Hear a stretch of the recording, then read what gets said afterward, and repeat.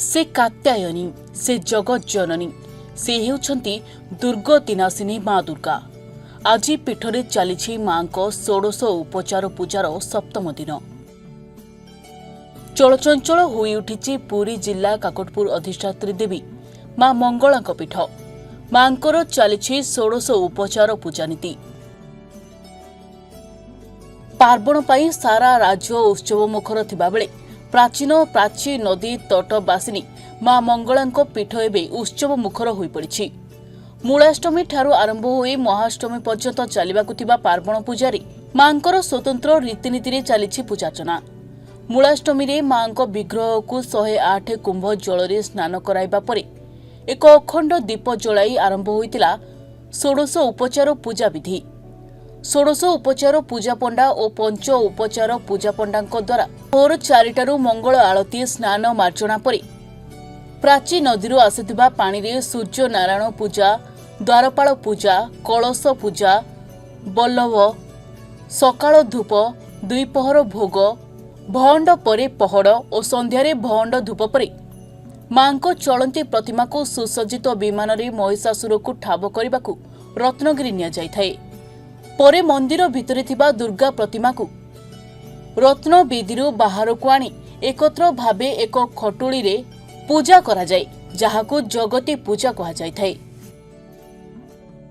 मानस कुमार दीक्षित माँ मंगला पूजक जाग्रत ही महादेवी यथा योग्य तथा गुरु माँ राधाष्टमी शयन करते मूलाष्टमी मत उठी तेणु मूलाष्टमी उठा पूजा पंडा माँ को स्वतंत्र रीतिगति कर संकल्प कर माँ को षोडश उपचार पूजा करा जाउची। प्रत्येक देवीपीठ यही पूजा समय चलचंचल हो उठे। माँ मंगला पीठ से चलचंचल हो उठी। माँ को प्रतिदिन स्नान मार्चना करा जाई। माँ को गोटे समय बल्लभ धूप अनुष्ठित हुए। ये बल्लभ धूप को माँ को षोडशोपचार पूजा करा जाए। यापर माँ को सकाल धूप होता है। सकाल धूप पंचोपचार पूजा संपन्न होता है। यापर माँ को द्विपहर धूप अनुष्ठित होता है। यही द्विपहर धूप माँ को षोडशोपचार पूजा करा जाए। भंड भोग करा जाए। माँ को पहुड़ करा जाए। पहुड़ खोलिया माँ को संध्या आलती होता है। माँ को संध्या आलती संपर्क माँ पुनर्बार स्नान करते। स्नान पर माँ सुनावेश भक्त को दर्शन देती। यापर माँ को राति गोटे समय राति धूप अनुष्ठित है। ये रात्र धूप षोडशोपचार होता है। माँ को बड़ सिंगार हो पौड़ करा जाए। विशेषतः माँ को यही समय बहु पंडित मान आसी माँ पाखे चंडी पाठ करते। बहु लोक मैंने दूर दूर आसिक माँ पाखे निजर आश्विन मंगलार जो निशा मंगलार ओषा माँ व्रत रखिक निज पिला मंगला कामना करता। जय माँ मंगला। मो ना तापस कुमार दीक्षित मंगला मंदिर पूजक। शरत ऋतुर आगमन रे ए धरापृष्ठ रे माँ दुर्गा अवतार नहीं था। यही शरत ऋतुरे पार्वणर पूजारे माँ को षोडशोपचार पूजा करा जाए। वर्ष तमाम माँ को पंचोपचार पूजा होता समय यही शारद ऋतुर आगमन रे शरत ऋतुर आगमन माँ को षोडशोपचार पूजा करा जाए। मूलाष्टमी महाअष्टमी पर्यंत माँ को उपचार बढ़ी थाए। वर्ष तमाम माँ पंचोपचार पूजा पाई था। यही समय माँ को विभिन्न वेश नीति अनुष्ठित होता है। प्रथम माँ को स्नान पूजा सैला मार्जना विभिन्न प्रकार पूजा सैला मध्याह्न समय माँ को सूर्य पूजा अनुष्ठित होता है। तापर द्वारपाल पूजा, कलश पूजा एवं माँ को बल्लभ नीति अनुष्ठित होता है। बल्लभ पर सकाळ धूप, द्विपहर धूप एवं भंड पर माँ को पहुड़ करा जाए। ये पहुड़ नीति सरला माँ को संध्या समय माँ को आरती करा जाए। पुनर्बार फिर स्नान करा जाए। ये स्नान समय माँ को स्वतंत्र गोटे गुप्त नीति अनुष्ठित होता है, जहाँ को जगती पूजा बोली कहा जाए। एवं रत्नगिरी विजे माँ होता नवपत्रिका ठारू, जहाँ को आम नवरात्र पूजा कहूचे। ये नवपत्रिका ठारू माँ को जगती पूजा एवं रत्नगिरी विजे अनुष्ठित होता है। रत्नगिरी विजे माने माँ जाती महिषासुर को ठाब करने।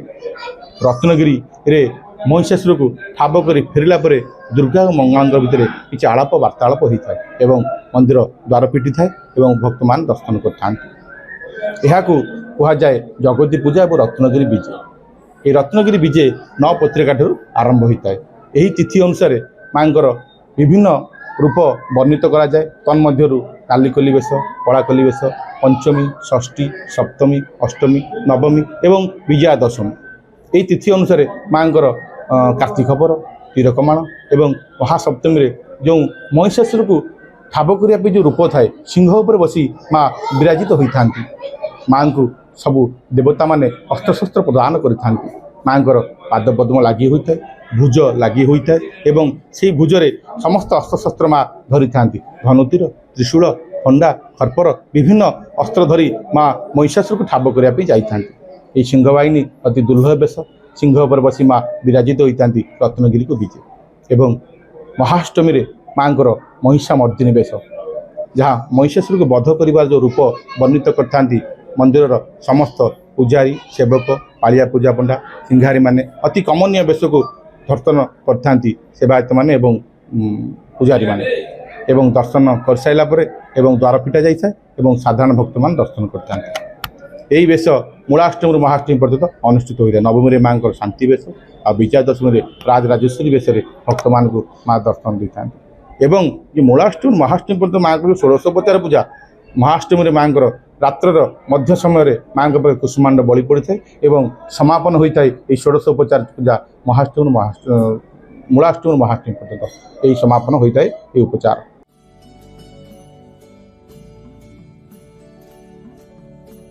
ଜଗତୀ ପୂଜା ପରେ ମାଙ୍କ ଚଳନ୍ତି ପ୍ରତିମାକୁ ରତ୍ନ ସିଂହାସନରେ ପୁନଃ ଅବସ୍ଥାପିତ କରାଯାଏ। ପରେ ମାଙ୍କର ପ୍ରଥମ ବେଶ ଲାଗି ହୁଏ। ନବମୀ ପର୍ଯ୍ୟନ୍ତ ମାଙ୍କର ବିଭିନ୍ନ ବେଶ ଅନୁଷ୍ଠିତ ହୋଇଥାଏ। ସପ୍ତମୀରେ ମାଙ୍କ ପ୍ରସିଦ୍ଧ ସିଂହ ବାହିନୀ ବେଶ ଅନୁଷ୍ଠିତ ହେବ। ରାତ୍ରି ଭୋଗରେ ମାଙ୍କ ପ୍ରତିମା ତଳେ ଥିବା ଦୁର୍ଗା ପ୍ରତିମାଙ୍କ ନିକଟରେ ଆମିଷ ଭୋଗ ଲାଗି ହୋଇଥାଏ। ଗୀତ ଗୋବିନ୍ଦ ପାଠ ଓ ମାଙ୍କ ବଡ଼ ସିଂହାର ବେଶ ପରେ ମାଙ୍କ ନିକଟରେ ଅଧରପଣା ଲାଗି କରାଯାଇଥାଏ। ପାର୍ବଣର ଏହି ମହାର୍ଘ୍ୟ ସମୟରେ ମାଙ୍କୁ ଦର୍ଶନ କରି କରୁଣା ଲାଭ କରିବା ପାଇଁ ଲୋକଙ୍କର ଭିଡ଼ ଦେଖିବାକୁ ମିଳିଛି। ମାନସିକ ରଖି ରାଜ୍ୟ ଓ ରାଜ୍ୟ ବାହାରୁ ଆସୁଥିବା ଭକ୍ତମାନଙ୍କର ଗହଳି ଚହଳିରେ ଏ ପବିତ୍ର ପୀଠ ଚଳଚଞ୍ଚଳ ହୋଇ ଉଠିଛି।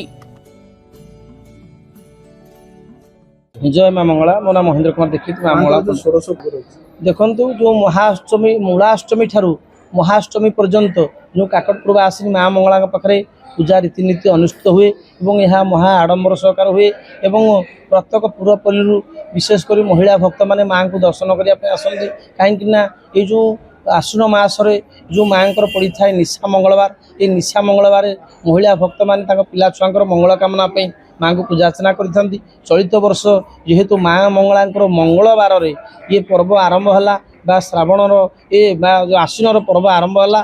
आश्विन पर्व मूलाष्टमी ठारू महाअष्टमी पर्यंत काकटपुर आसिनी माँ मंगला पाखे पालित होउछि एवं प्रत्येक दिन माँ मंगला को षोडश पूजार पूजित करा जेहेतु वर्ष सारा माँ को पंचोपचार पूजा करा जाए यही आश्विन मासरे मूलाष्टमी ठारू महाअष्टमी बा महानवमी पर्यंत माँ को जो षोड़ दिनात्मक पूजा बा षोडश पूजार पूजा करा जाए एवं ये षोडश पूजार नीति स्वतंत्र भिन्न क्या माँ को थरे माजना करा जाए पुणी तापरे दिन गोटे बेलू को माँ को सूर्य पूजा करा जाए सूर्य पूजा सरला परे द्वारपाल पूजा सरला परे कलश पूजा सरला परे माँ प्रथम भोग बा जो दैनंदिन प्रथम भोग बल्लभ नीति आरंभ हुए। ये बल्लभ नीति सरला परे सकाळ धूप एवं द्विपर धूप एवं भण धूप सरला परे पौड़ हुए पौड़ सरला परे माँ संध्या आलती हुए संध्या आलती सरला परे पुणी माँ आउ थे माजना हुआ कहीं ये जो षोड़ दिनात्मक पूजा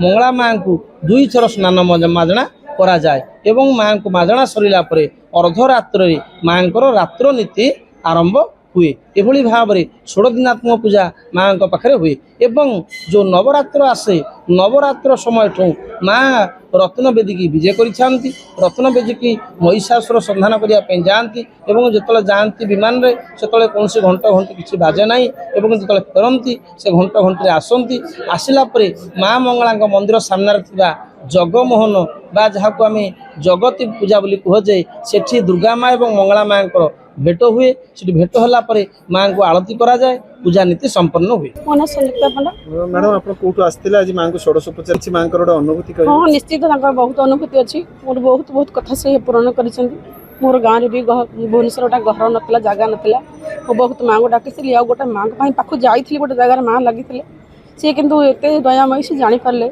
ମୋତେ ସେ ବହୁତ ମାନେ ଜାଗା ଦାନ କରିଛନ୍ତି, ଘର ବି ଦେଇଛନ୍ତି। ଆଉ ବହୁତ ତାଙ୍କ କଥା ତ କହି ହେବନି, ସେ କେତେ ମୋ ପାଇଁ କ'ଣ କରିଛନ୍ତି, ମୋ ସ୍ୱାମୀକୁ ବି ରକ୍ଷା କରିଛନ୍ତି, ମୋ ପିଲାମାନଙ୍କୁ ସେ ଘଣ୍ଟା ଗୋଟେ କଣ ରଖିଛନ୍ତି। ହେଇଥିଲା କେମିତି କଣ? ହଁ ତାଙ୍କର ମୁଣ୍ଡ ଖରାପ ଥିଲା। ଆମେ ବହୁତ ଏଠି ଦେଖି ସାରିଲା ପରେ ନେଇକି ଯାଇଥିଲୁ ହାଇଦ୍ରାବାଦ, ବାଙ୍ଗାଲୋର ସବୁଆଡ଼େ ବୁଲିକି ଆସିଲା ପରେ ସମସ୍ତେ କହିଲେ ଅପରେସନ୍ କରିବାକୁ, କିନ୍ତୁ ସେ ମା ଦୟାମୟୀ ଅପରେସନ୍ ଷ୍ଟେଜ୍ରୁ ସେ ଫେରେଇକି ଆଣିଥିଲେ। ତାଙ୍କୁ ମୁଁ କହିଥିଲି ମା ଯଦି ତାଙ୍କର ଭଲ ହେଇଯିବ ତାହେଲେ ଅପରେସନ୍ କରିକି ନେବୁ, ନହେଲେ ମୋତେ ଏଠି ସେମିତି ଫେରେଇକି ନେଇକି ଯିବୁ। ତାଙ୍କ ପାଖରେ ମୁଁ କଳସ ବସିଥିଲି, ଆଉ ସେ ସେଠୁ ଭଲ ଦୟାରେ ଫେରେଇକି ନେଇକି ଆସିଥିଲେ। ସେ ବହୁତ ଦୟାମୟୀ, ତାଙ୍କୁ ମୁଁ ଦର୍ଶନ କଲି। ଆଜି ମାନେ କିଛି ନଥିଲା, ହଠାତ୍ କାଲି ବାହାରିଲି ଆସିଲି, ଆଉ ତାଙ୍କ ଦୟା ପରମ୍ପରା ସେ ବହୁତ ବହୁତ ବହୁତ। ମିନତି ସାମଲ ସିଂହା କୋଉଠୁ ଆସିଥିଲେ କଣ କହିବେ ମାଙ୍କ ପାଖକୁ? ତାଳଚେରରୁ ଆସିଥିଲି ଆଜ୍ଞା। ମାଙ୍କୁ ଦର୍ଶନ କରିବି ବୋଲି।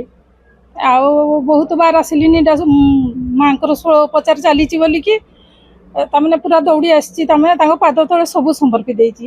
ଆଉ ସେ ମା ଯୋଗୁଁ ଆଜି ଆମେ ଯେତେବେଳେ ମୋ ହଜବେଣ୍ଡର ଆକ୍ସିଡେଣ୍ଟ ହେଇଥିଲା, ତାମାନେ ପୁରା କିଛି ଆଶା ନଥିଲା, ଯେଉଁ ବହୁତ କଷ୍ଟ, ତାମାନେ କିଛି ତ ନଥିଲେ। ଆଉ ଆଜି ମାଙ୍କ ଯୋଗୁଁ ସେ ବହୁତ ବର୍ଷ ଥିଲେ। ଏବେ 10 ବର୍ଷ 2014ରେ ଖରାପ ହେଇଗଲେ। ଆଉ କ'ଣ କହିବି, ଆଉ ପୁଅ ନଥିଲା, 3ଟା ଝିଅ ମୋର, ପୁଅ ନଥିଲା, ତାଙ୍କ ଆଶୀର୍ବାଦରୁ ପୁଅ ବି ହେଇଛି। ଆଉ ମା ସମସ୍ତଙ୍କୁ ଘଣ୍ଟ ଘୋଡ଼େଇ ରଖିଛନ୍ତି ତାଙ୍କ ଆଶୀର୍ବାଦରୁ ଆଜି। ଆଉ ତାଙ୍କ ପାଦ ତଳେ ତଳେ ସବୁ ସମର୍ପି ଦେଇଛି। ବହୁତ ପୁରା ତାମାନେ ଭାବି ବି ହଉନି, ତାମାନେ ମୁଁ କ'ଣ କହିବି ବୋଲି। ମାଙ୍କୁ ଦର୍ଶନ କରିକିରି ତ ପୁରା ତାଙ୍କୁ ସମର୍ପି ଦେଇଛୁ ସବୁ। ତାମାନେ ଆଉ ମାଙ୍କୁ ଆଉ କ'ଣ ଏଇଟା କରିବି, ତାମାନେ ସବୁଦିନେ ଭଗବାନଙ୍କର ତାଙ୍କର ଏତିକି ଆଶୀର୍ବାଦ ଥାଉ ମାଙ୍କର, ତାଙ୍କ ପାଦ ତଳେ ମୁଁ ସବୁ ସମର୍ପି ଦେଇଛି। ସେ ସମସ୍ତଙ୍କୁ ପୁରା ଜଗତକୁ ଘଣ୍ଟ ଘୋଡ଼େଇ ରଖନ୍ତୁ, ମା ତାଙ୍କ କାନି ପଣତ ଘୋଡ଼େଇ ରଖନ୍ତୁ, ମୁଁ ଏତିକି ଆଶୀର୍ବାଦ କରୁଛି ସମସ୍ତଙ୍କୁ। ନବପତ୍ରିକା ବା ପ୍ରତିପଦା ଠାରୁ ଦଶହରା ପର୍ଯ୍ୟନ୍ତ ମା ବିଭିନ୍ନ ବେଶରେ ଭକ୍ତମାନଙ୍କୁ ଦର୍ଶନ ଦେଇଥାନ୍ତି। ନବରାତ୍ର ପୂଜା ସମୟରେ ବି ପୀଠ ଓ ମଣ୍ଡପରେ ମାଙ୍କୁ ଦର୍ଶନ କରି କୋଟି ପୁଣ୍ୟ ଲାଭ କରିଥାନ୍ତି ଭକ୍ତବୃନ୍ଦ। କାକଟପୁରରୁ ଟୁଲୁ ବେହେରାଙ୍କ ରିପୋର୍ଟ, ସ୍ୱାଧିକା ନ୍ୟୁଜ୍।